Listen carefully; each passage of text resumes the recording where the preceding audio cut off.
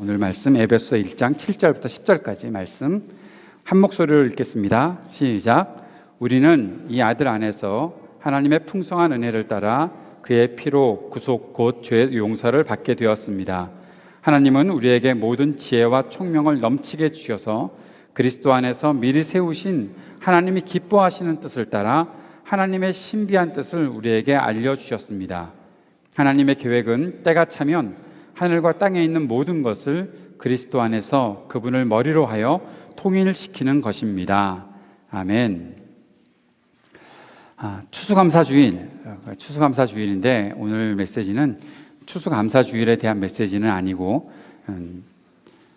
우리가 진행되는 대로 해피홀리니스의 세 번째 시간으로 함께 세상을 행복하게 하라라는 주제를 가지고 말씀을 나눌 텐데, 아마 듣다 보면, 말씀을 함께 나누다 보면 우리가 감사하는 마음을 어떻게 가질 수 있을 것인가에 대해서도 그 비밀을 알게 되리라 생각합니다. 감사가 뭔가만 한번 짚고 넘어가 봅시다. 감사라는 것은 저는 이렇게 이번 해에는 정리를 했는데, 과거를 통해서 또 현재 안에서 또 미래를 향해서 이 모든 것 안에 주님의 뜻을 깨닫고 이해하고, 주님께서 나를 이렇게 인도해 주고 계시는구나, 앞으로 내 모든 삶을 주님을 향해 신뢰하며 고백할 수 있구나, 그 사실을 깨닫게 되는 것이 바로 감사하는 것이 아닐까 싶습니다. 내가 살아가는 동안 하나님 감사합니다. 여러분 그렇게 고백할 수 있으신가요? 지금 한번 해보시겠어요? 하나님 감사합니다. 그 고백을 주님께 드리는 순간 무슨 마음이 생기나 하면, 하나님께서 지금까지 나의 모든 삶들을 인도해 주셨구나에 대해서 우리가 인정하게 되고, 또 지금 내가 혹시라도 어려운 상황이 있더라도 이 속에서 하나님의 손길이 나를 떠나지 않을 것이라는 사실을 인정하게 되고, 그 다음에 그 감사한 고백들을 통해서 내 미래가 앞으로도 어떻게 주님과 함께 동행할 수 있을 것인지 기대하게 되는, 소망을 갖게 되는 일이 생긴다라는 것이죠. 그래서 매일매일 감사하는 것은 매우 중요한 일이고, 특별히 1년에 한 번씩이라도 이렇게 추수감사주의를 맞이하면서 우리가 주님께 감사의 고백을 드릴 수 있는 것은 참 좋은 일이라 생각을 합니다. 아침에 일어나면 여러분은 어떠한 기도를 드리십니까? 주로 하면서 일어날 때가 참 많죠. 한숨을 쉬거나 또 어떻게 이 하루를 살아가나 하는 그런 걱정, 또 머리가 멍해지고 왜 내가 이렇게 일찍 일어났나 그런 생각도 하면서 지내는 것이 우리의 모습일지도 모르겠는데, 다른 어떤 한숨이나 좀 괴로움의 신음보다는 하나님 감사합니다 라고 시작할 수 있으면 참 좋다라는 생각을 하게 됩니다. 저도 언젠가부터 일어나면 제일 먼저 드리는 제 입술의 고백은 하나님 감사합니다 하고 그렇게 시작을 하게 보았는데, 그게 더 좋더라고요. 어떻게 살지? 하루 또 어떻게 지내지? 그런 어떠한 그 근심의 그 숨소리보다 하나님 감사합니다. 나에게 또 기회를 주셨으니까, 내가 또 살 수 있게 하셨으니까, 내가 또 기대할 수 있게 하셨으니까, 하나님과 함께 동행할 수 있는 그런 날들을 감사함으로 시작하는 것은 참 좋은 일이 아닐까 싶습니다. 해피홀리니스 세 번째 시간으로 이제 본격적으로 들어가 봅시다. 우리가 에베소 말씀을 통해서 이 주제를 다루면서 행복한 거룩함이란 무엇인가, 거룩함이라는 것이 정말 행복한 것인가, 행복이란 것이 무엇이고 거룩한 것이 무엇인가 하나씩 우리가 점검해 보고 있는데, 우리에게 있어서 행복에 대한 새로운 정의들을 할 수 있게 되었었죠. 행복이라는 것은 순간적이거나 우연하거나 제한된 것이 아니다. 보통 우리가 해피니스라고 쓰고 있는 이 행복이라는 말 속에는 우연히 생기는 일이 아닐까? 다행이다. 좀 어려울 줄 알았는데 다행이네 하고 넘어가는 것, 그것이 우리에게 행복이다. 잠깐 즐겁다. 내가 지금 너무 좋다. 지금 내가 너무 좋은 시간을 보내고 있는데 라고 생각하는 어떠한 순간에 국한된 행복이 아니다라는 거죠. 우리가 보고 있는 행복이라는 말은 이제 조금 더 세계를 넓혀갔으면 좋겠는데, 하나님께서 우리에게 주시는 복, 영원하신 하나님께서 우리를 영원히 복되게 하신다라는 말, 우리가 해피라는 말을 많이 쓰기 때문에 그 말을 또 바꾸자라고 말하기는 좀 지금 현재 상태에서는 어렵지만, 우리가 조금 더 쓸 수 있는 말이 있다면 해피라는 말보다는 블레시드라는 말을 쓰면 어떨까라는 전 소원도 있긴 있거든요. 근데 누가 쓰겠어요 그거? 제가 아무리 쓰자 해봐야 안 쓸 것 같아요. 근데 그 말이 그 헬라 어원에서는 마카리오스, 하나님의 복, 하나님께서 가지고 계신 복, 그것을 이야기하는 것이니까 우리가 나는 참 행복합니다 라고 말할 때 내가 잠깐 행복하다가 또 어떻게 또 잘 못 되겠지 뭐 그러한 기대를 갖는 것이 아니라 나는 복이 있는 사람이기 때문에 내 인생의 모든 과정이 어떻게 흘러간다고 하더라도 나는 하나님께서 주시는 복을 놓치지 않는다, 그러한 면에서 나는 행복한 사람이다라는 그런 고백이 있어야 한다는 것이죠. 사랑하는 여러분, 이런 행복을 누리시기를 주의 이름으로 축복합니다.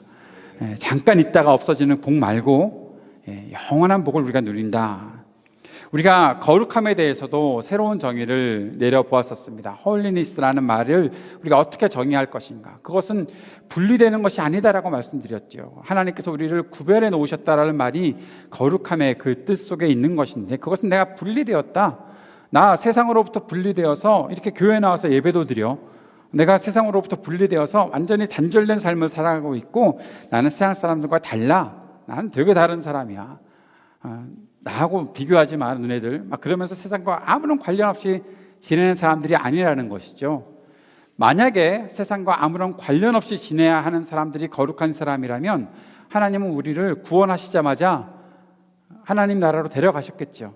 그런 생각 안 해보셨어요? 혹시 예수 믿고 살아가는 것 너무 피곤한데 내가 왜 예수님을 믿자마자 하나님이 나를 안 데려가셨을까?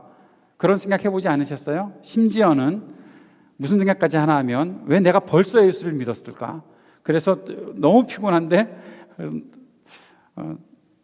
나중에 믿을까? 잠깐 유보시켜놨다가 그런 생각 해보신 적 없으세요? 나중에 믿을까? 뭐 저희 큰애 삼촌께서 늘 하시는 말씀 중에 하나입니다. 나중에 죽기 바로 직전에 예수 믿고 천국 가면 되는 거 아니냐고 그렇게 말씀하실 정도로 바쁘게 사시는 분이 계시는데 그런 거 아니라는 거죠. 우리가 생각하는 거룩함이라는 것은 세상과 단절되어서 끝하고서 딱 단절되는, 분리되는 그러한 식의 거룩함을 말하고 그런 식의 구원함을 말하는 것이 아니라 생각해 봐야 되는 거죠. 하나님이 나를 왜 구원하시고 나서 내게 믿음이 생기게 하고 난 이후에 나에게 남아있는 생을 살게 하실까? 그것도 이 땅에서, 세상 속에서. 여러분, 우리가 세상 속에서 살지 다른 데서 살지 않죠? 혹시 예배드리러 이렇게 수도원에서 가끔씩 걸어 나오시는 분 계세요? 오늘 이 자리에 오기까지 수도원에 사시다가 이렇게 나오신 분들, 우리 집이 내 수도원이겠거니 하고 집안에서 수도원 생활을 하시다가 교회 가서 예배드리자 하고 나올 때 굉장히 세상이 많이 보여서 와 이렇게 교회로 집중하고 오는, 우린 그런 거룩함들 추구하는 사람들이 아닙니다. 그래서 거룩함에 대해서 우리가 지난주에 정의했었죠. 어떠한 정의를 했었나 하면 거룩함이란 하나님께서 우리를 대표로 부르셔서 이 땅을 향해 책임을 갖게 살고 하시는 것이다. 대표로서의 책임을 갖게 하시기 위해 구별하셨다라는 거예요. 잘 이해가 되셨어요? 이걸 잘 이해하셔야지 여러분은 거룩함을 이해하고 살아가는 거예요. 여러분을 믿음의 세계로 지금 부르신 것은, 이전부터 부르셔서 지금까지 살게 하시는 것은 이 땅에서 하나님을 대표로 해서 살아가는 사람들이 되어야 하고 하나님께서 맡기신 그 책임을 다하는 사람들이 되어야 하기 때문에 그 대표로서의 책임감을 갖게 하시기 위한 거룩함이지, 세상과는 아무 관련 없이 살아가고 또 교회에 나와서만 예수 믿는 것처럼 살아가고 그러라고 하나님께서 부르신 것이 아니다라는 것을 우리가 보게 된다는 것입니다. 그래서 이제 오늘 우리의 말씀으로 들어가는데, 우리가 행복한 것은, 우리가 복을 누리는 것은 단지 나만 구원받고 나만 지금 행복하고 나만 좋게 살고서 끝나는 것이 아니라 이 땅을 행복하게 해야 되는 책임감, 이 땅에 하나님의 다스림과 통치를 드러내는 책임감을 가지는 그러한 거룩함과 행복함을 누리기 위해 우리를 불러내셨다. 그것을 우리가 어떻게 이루어 갈 것인가를 보는 그 말씀을 오늘 여러분이 잘 이해하고 또 깨닫게 되었으면 좋겠습니다. 윤동주 시인을 아시나요? 윤동주 시인 윤동주를 아십니까? 예, 끄덕끄덕 하시는 분도 있고, 예, 지성이가 제일 많이 끄덕거리고 있는데요. 예, 안다는 거죠. 저는 안다고 하는 거죠. 예. 자, 그러면 윤동주의 시 중에 십자가라는 시가 있다는 거 아십니까? 예, 아는 줄 알았잖아. 깜짝 놀랐어요. 예, 지성이를 봤어요, 제가. 윤동주 시인의 시 중에 십자가라는 시가 있는데 이런 시입니다. 소개시켜 드릴게요. 쫓아오던 햇빛인데 지금 교회당 꼭대기 십자가에 걸렸습니다. 첨탑이 저렇게도 높은데 어떻게 올라갈 수 있을까요? 종소리도 들려오지 않는데 휘파람이나 불며 서성거리다가 괴로웠던 사나이 행복한 예수 그리스도에게처럼 십자가가 허락된다면 모가지를 들이우고 꽃처럼 피어나는 피를 어두워가는 하늘 밑에 조용히 흘리겠습니다. 시 참 못 읽죠? 좀 더 잘 읽었으면 좋겠는데 지금 그 시를 어떻게 읽느냐가 중요한 것이 아니라 여기서 한 문장을 제가 가져와서 여러분과 함께 나누고 싶은 것이 뭔가 하면 윤동주라는 시인이 예수님을 바라보았을 때 예수님에게 이러한 말을 하고 있습니다. 괴로웠던 사나이 행복한 예수 그리스도에게처럼. 괴로웠던 사나이라고 표현하고 있는데 행복한 예수 그리스도라고 말하고 있어요. 괴로웠던 사나이, 그럼 우리는 금방 이해가 되죠. 아, 예수님 괴로우셨지. 맞아요, 예수님 괴로우셨지. 그렇죠. 예수님은 십자가를 앞에 놓고 괴로워하셨으니까.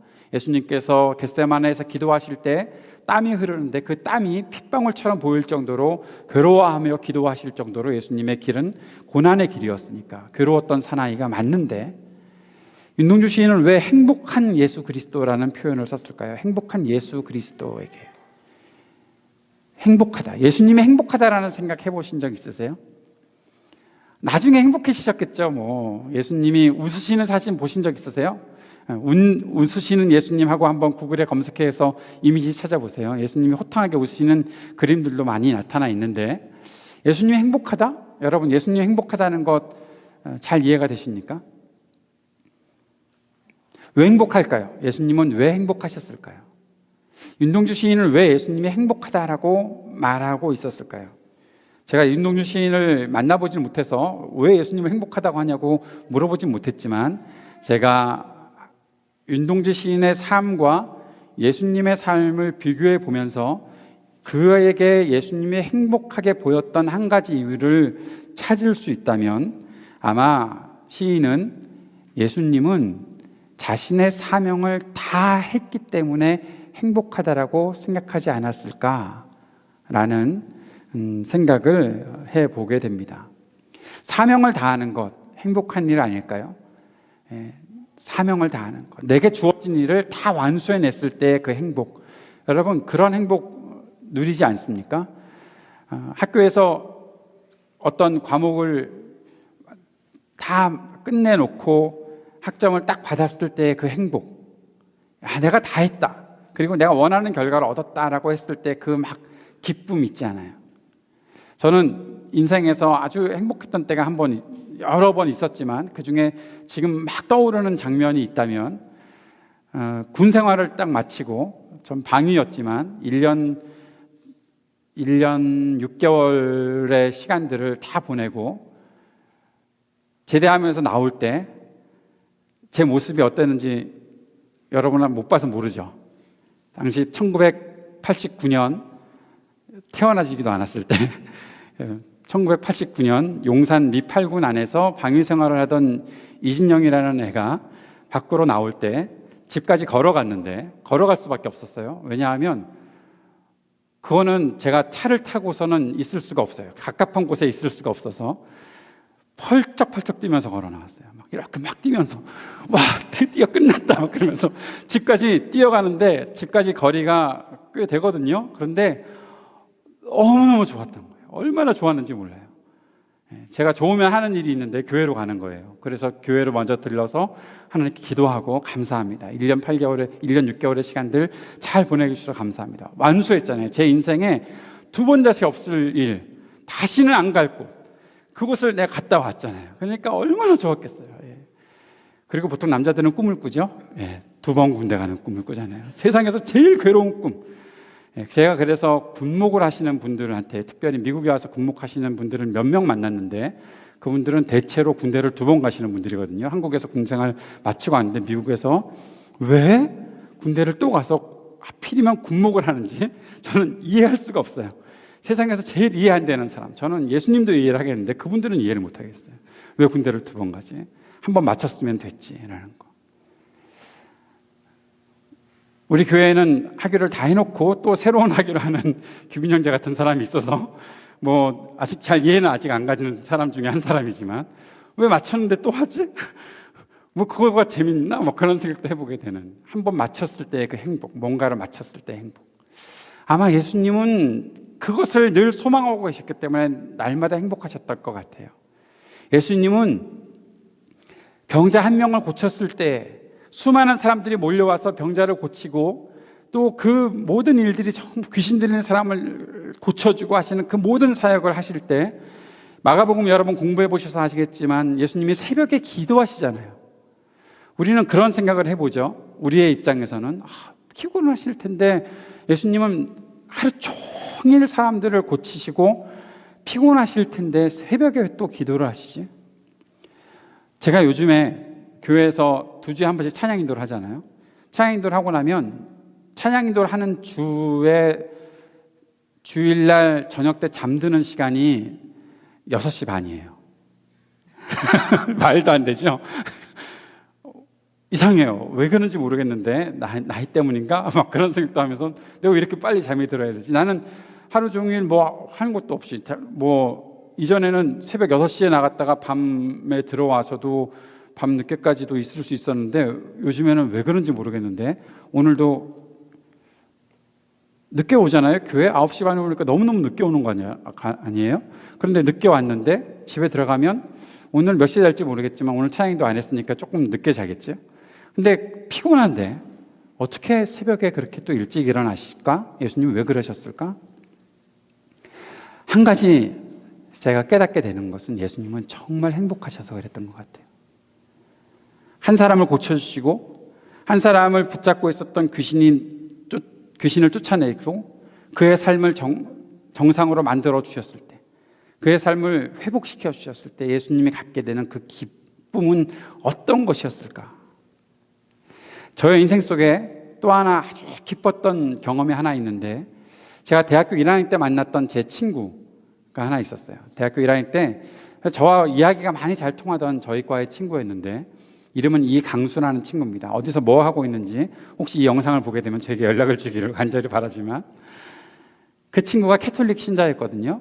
성당을 굉장히 열심히 다니고 있었던 친구였는데 그 친구랑 대화를 나누던 중에 이 친구가 예수님을 믿지 않는다라는 것을 알게 되었어요. 예수님을 영접한 적이 없었다, 예수님께 구원받았다는 확신이 전혀 없는 친구라는 사실을 알게 돼서 만나고 나서 얼마 되지 않아서부터 계속해서 예수님을 전하려고 노력을 많이 했었어요. 그런데 못 믿겠다는 거예요. 한 가지 이유는 어떻게 죄인된 내 삶 속에 예수님께서 들어오실 수 있느냐 하는 질문이었어요.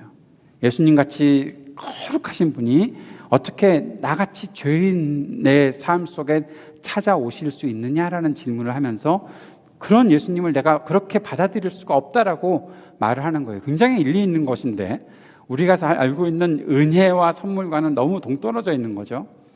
그런데 그 친구를 데리고 대학교 2학년 때 여름방학 때 전도여행을 같이 갔었어요. 같이 가자 해가지고 갔는데, 그 전도여행을 갔을 때 섬 마을에 살고 있었던 김평화라는 아이가 하나 있었어요. 당시 초등학교 4학년이었으니까 지금 몇 살쯤 됐을까?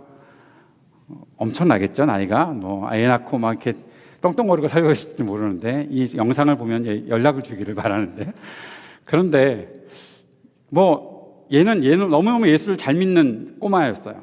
어린이였어요. 그래서 제 친구 강수라는 친구를 그 친구랑 짝을 지어주고 너는 얘하고 놀아, 그냥 우리는 섬에서 여러 가지 뭐 성령학교 사역도 하고 전도 사역도 하는데 뭐 제 친구는 가서 할 일이 없으니까 그냥 그 평화라는 애랑 강수라는 애랑 둘이서 같이 막 놀고 있었어요.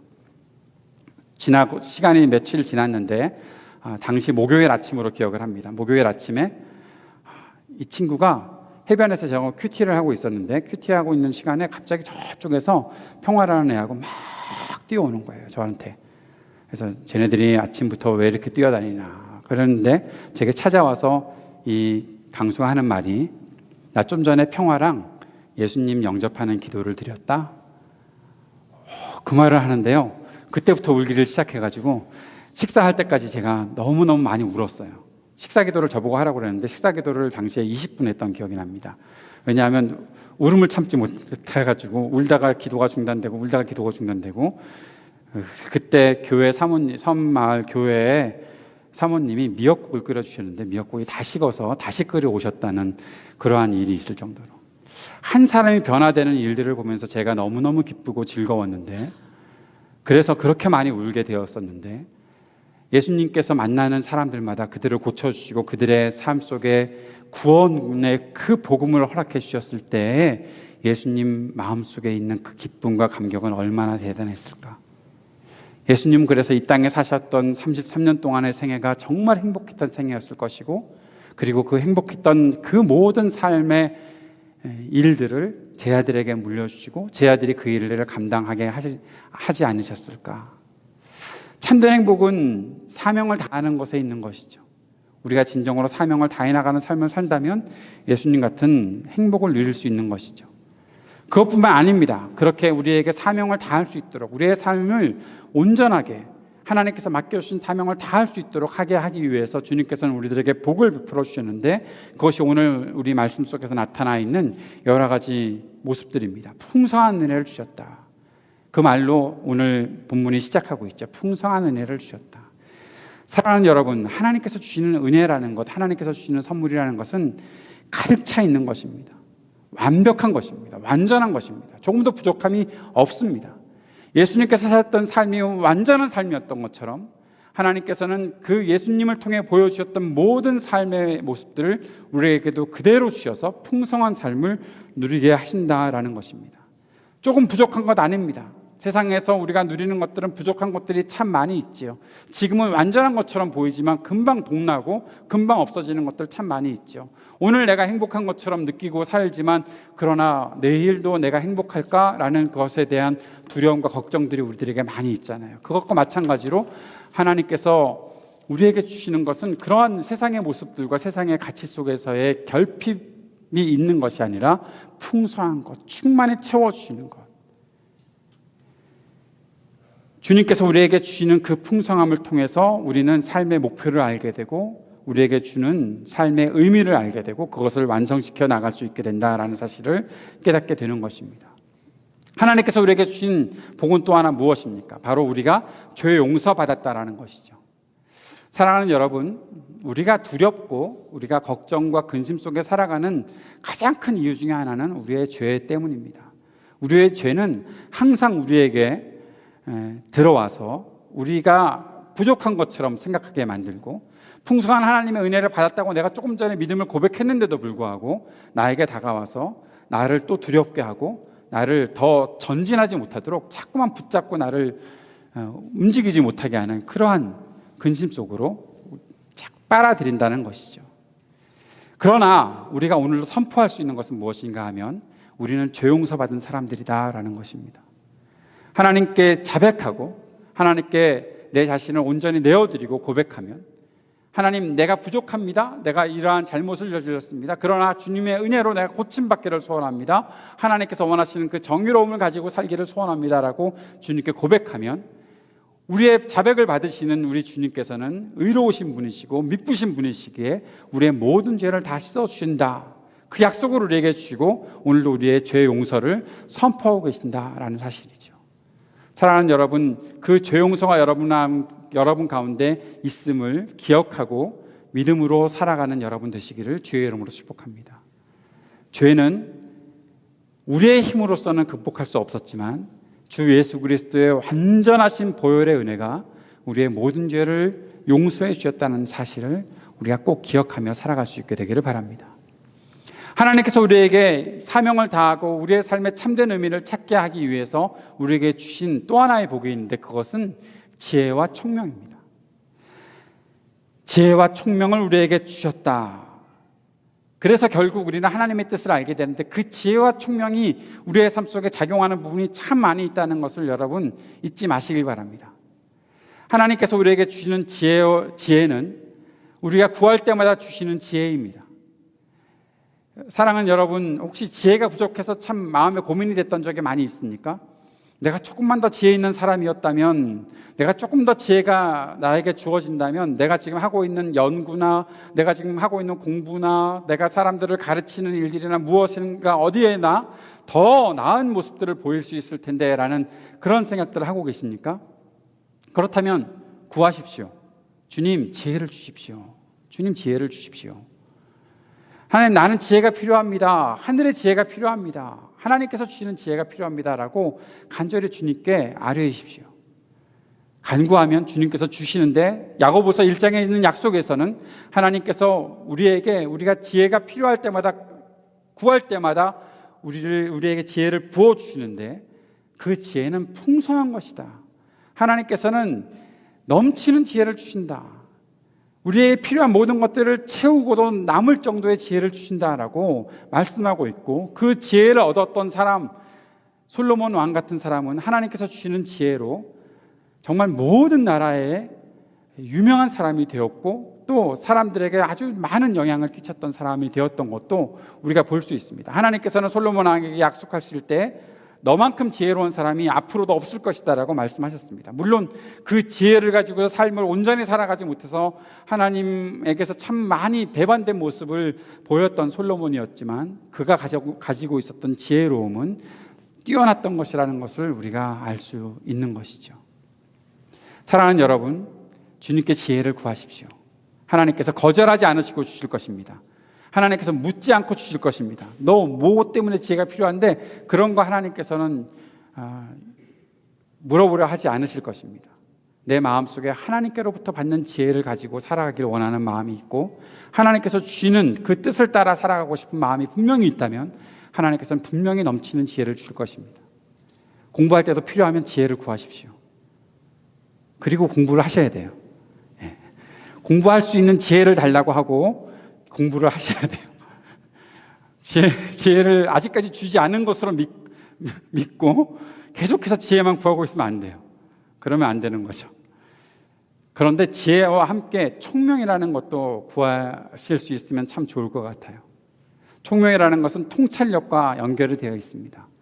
세상을 바라보는 통찰력, 내가 어떻게 살아갈 것인가 분별하는 능력들, 그러한 총명을 구하는 것도 우리에게 필요하겠지요. 사랑하는 여러분, 하나님께 구하십시오. 하나님께서는 그 복을 주시기로 약속하셨고, 우리가 필요할 때마다 지혜와 총명을 내려주셔서 이 땅을 우리가 바르게 살아갈 수 있도록 하실 것입니다. 그리고 그 가운데 하나님의 뜻을 우리가 알아갈 수 있게 되는 것이죠. 자, 오늘 말씀의 굉장히 중요한 부분을 여러분과 이제 나누려고 합니다. 그 모든 일들을 통해서 결국 우리가 갖게 되는 것은, 하나님은 어떻게 나의 삶을 인도하실까?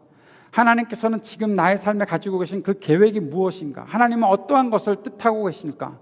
그 뜻을 우리가 알게 되는 것인데, 오늘 말씀에서는 그 하나님의 뜻이 무엇인지 10절에 나타나 있는데, 하나님의 계획은 때가 차면 하늘과 땅에 있는 모든 것을 그리스도 안에서 그분을 머리로 하여 통일시키는 것이다 라고 말씀하고 있습니다. 보통 한국 남자들의 꿈이 무엇인지 여러분 알고 계신가요?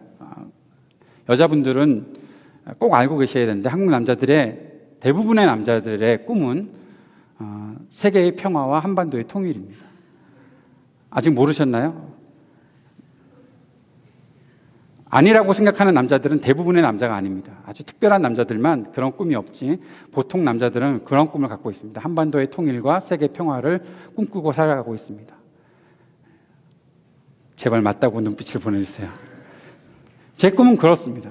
요즘 조금 달라져서 한반도의 비핵화와 그리고 세계의 정의 실현, 적폐청산, 그런 것들이 꿈 중에 하나입니다. 그런데 지금 말하는 통일은 그러한 통일을 말하고 있는 것이 아닐 수도 있다는 것을 우리가 잘 이해를 했으면 좋겠습니다.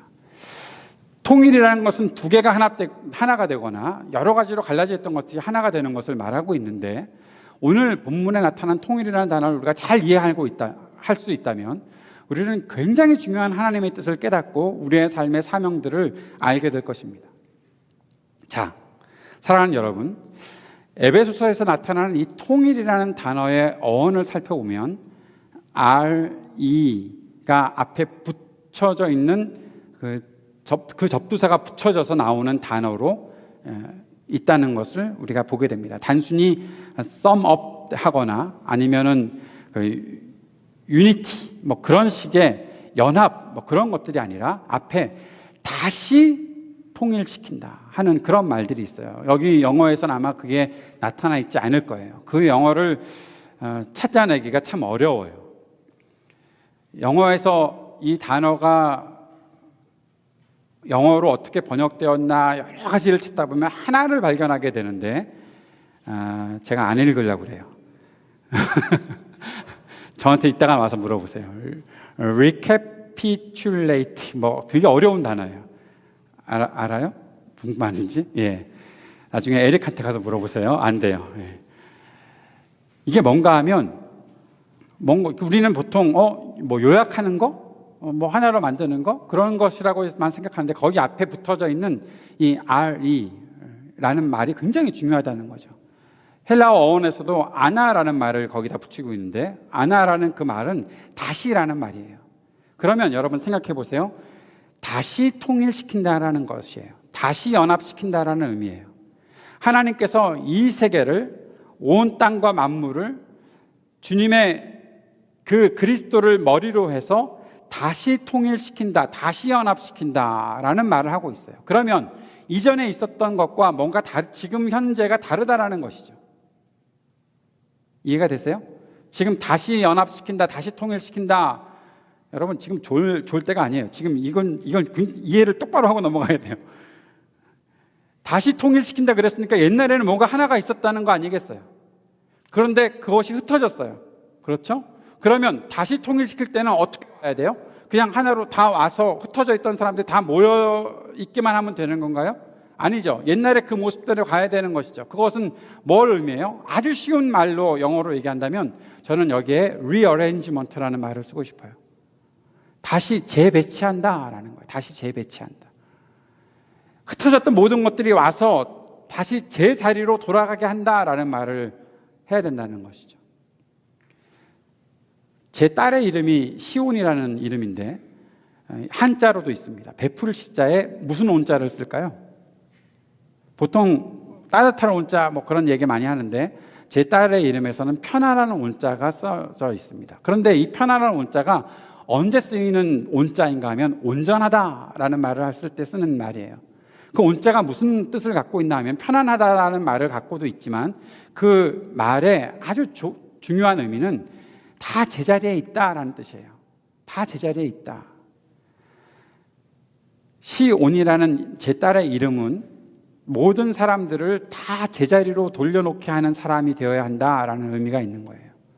다시 말하면 피스메이커라는 말을 갖고 있는 뜻인데 진정한 평화와 진정한 통일은 각자가 제자리에 있을 때이다라는 거죠. 사랑하는 여러분, 이것이 바로 하나님께서 우리에게 원하고 계시는 통일의 모습입니다. 다 제자리로 돌아가는 거예요. 각자의 자리를 찾는 거예요. 자리를 지키고 앉아 있으라 뭐 그런 것이 아니라 원래 네가 있던 곳에 가서 너의 역할을 해라라는 거예요. 네가 해야 되는 일들을 바르게 감당해라. 그것이 세계의 통일을 이루는 일이다. 만물의 통일을 이루는 일이다. 만물이 온전히 연합하는 이유이다라는 거죠. 우리가 숫자가 많아지고 뭐 다 모였으니까 다 하나가 됐으니까 뭐 다 됐다? 그거 아니라 각자의 역할을 잘 감당해야 된다라는 거예요. 사랑하는 여러분, 각자가 제자리에서 자기 역할을 잘 감당할 수만 있으면 모든 사람들이 행복하게 됩니다. 아멘 할 수 있으시겠어요? 각자가 제자리에서 자신의 역할을 잘 감당하면 모든 연결된 사람들이 다 행복하게 됩니다. 왜 사람들이 행복하지 못한가 하면 제자리에서 자기 역할을 하지 않기 때문에 그래요. 못하기 때문에 그래요. 때로는 내 자리가 어딘지도 몰라서 그런 것 같아요. 세상을 행복하게 만들라? 다시 말하면 세상을 통일시켜라. 다시 말하면 세상을 각자 자기 위치로 돌아가게 하라 라는 말과 동일한 거예요. 우리는 그 모습이 깨진 지가 참 오래되었었습니다.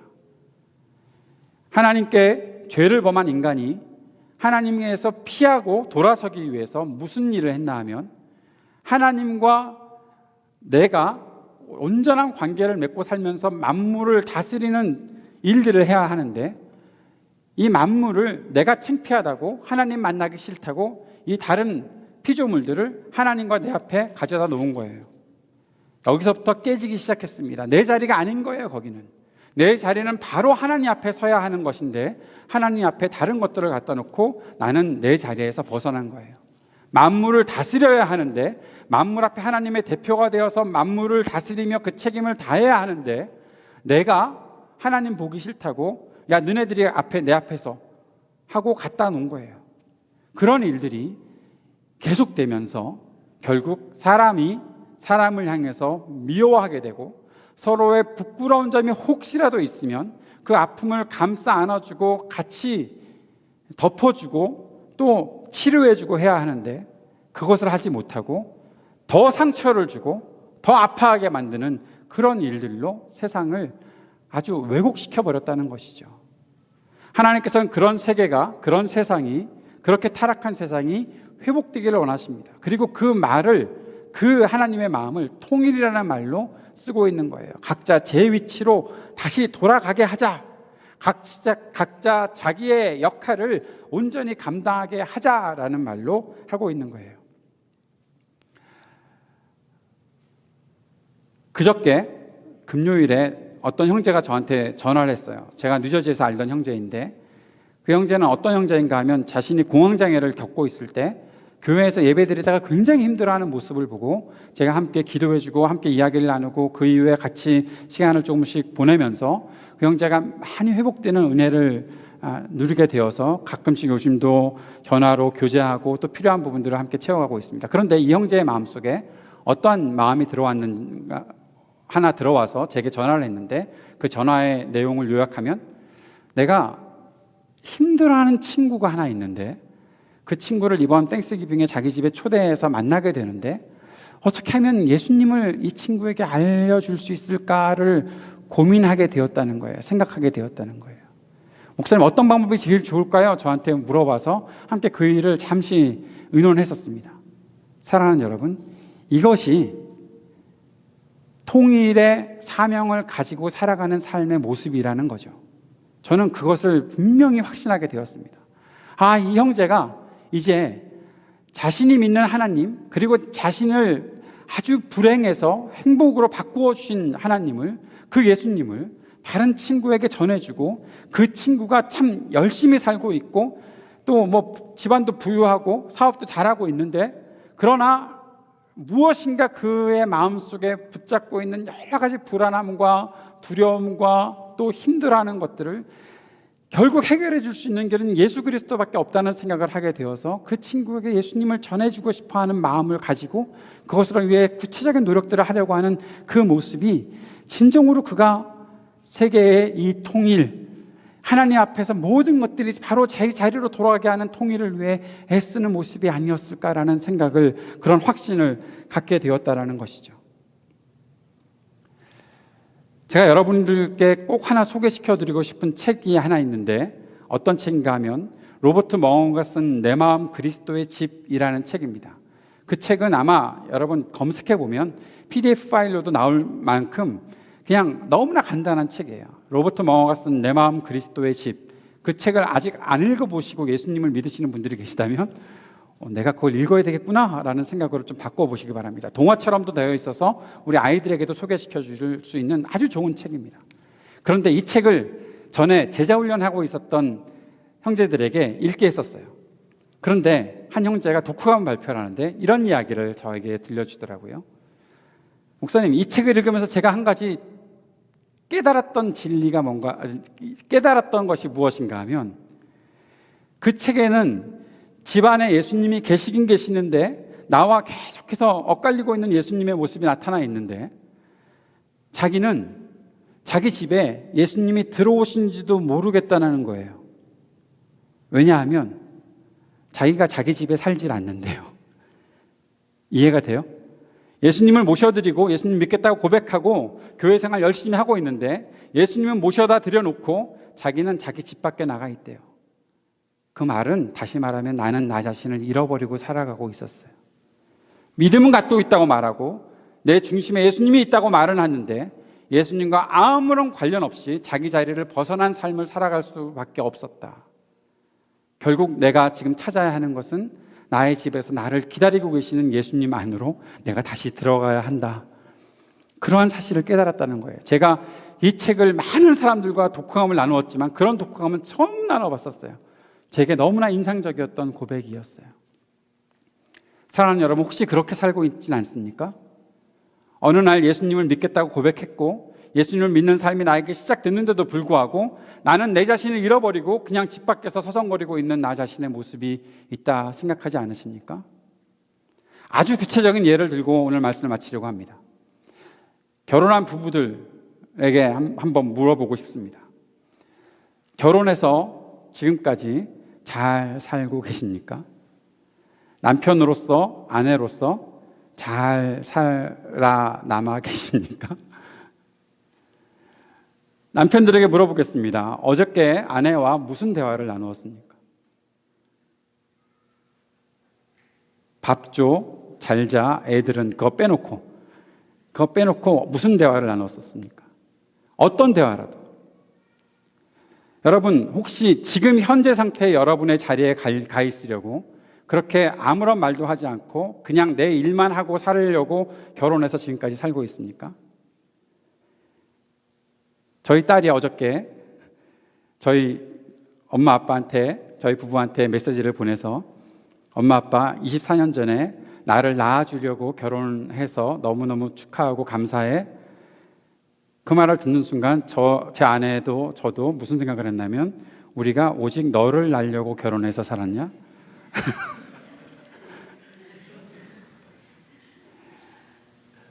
그것이 우리의 자리인가? 사랑하는 여러분, 어떻습니까? 남편들은 그런 생각을 할 수도 있겠죠. 내가 돈 열심히 벌어서 우리 애 잘 양육하게끔 하고 우리 가정 잘 도와주고 있으면 그것이 내가 하는 일의 전부이지 된 거 아니야 다. 막 그럴 거 아니에요. 아내들은 내가 밥 해주고 먹여주고 온갖 집안 사람 다 해서 살면 됐지 그러면서 혹시 살아가고 있는 거 아닌가요? 그러려고 결혼하셨습니까? 혹시? 그런 대화하라고 결혼을 하고 가정을 이루고 살고 있는 걸까요? 그 자리가 바로 내 자리입니까? 그렇게 살아가는 것이 내 본 모습입니까?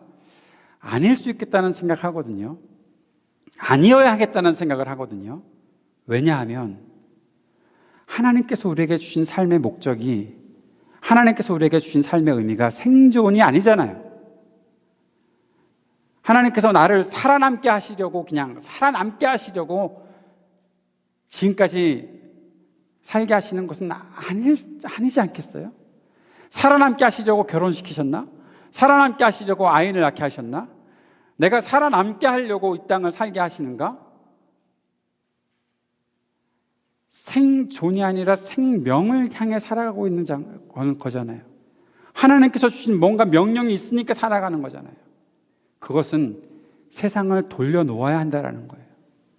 아직 제자리를 찾지 못하고 있는 사람들 돌려놓아야 한다는 거예요. 그것을 위해서 살아가는데 왜 나는 내 자리를 못 찾고 있는가? 이것이 나의 자리의 전부인가? 라고 생각하고 지내는 것은 아닌가?